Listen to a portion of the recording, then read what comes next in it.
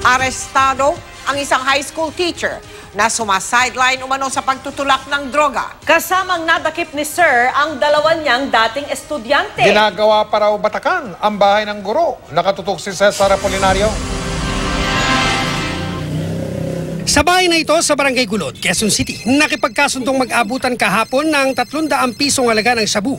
Ang high school teacher na si Reynaldo Ugto, ayon sa pulisya, sumasideline sa pagtutulak ng droga si Sir. Kaya nang ikasaang buy-bust operation, pumwesto na ang mga otoridad. Ring ng cellphone ng hudyat na nagkaabutan na.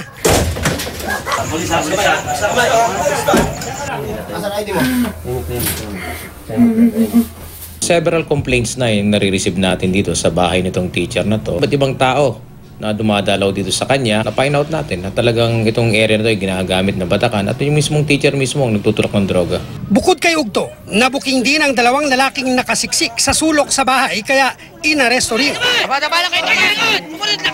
Nakilala silang sina Joshua Palileo, 19 anyos, at Eugene Clemente, 26 anyos. Mga dating estudyante ni Ugto. Yung mga validation namin na kinandak sa kanya, positive nga na may mga estudyante. Mga kumukuha sa kanya at dun mismo sa lugar niya. Bukod sa buy-bust money ay na-recover ang 8 plastic ng shabu, 3 bukas sa plastic at foil na may traces pa ng shabu. Reklamong paglabag sa Comprehensive Dangerous Drugs Act ang kakarapin ng 3 sospek na umaming sangkot sila sa droga. Personal problem lang po. Ano, kailangan pera? Gano'n?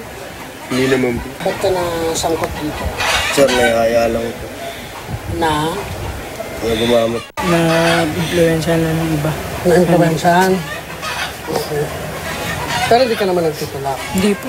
Iniimbestigahan na ng DepEd ang pagkakasangkot ng guro sa droga. Cesar Apolinario, nakatutok, 24 oras.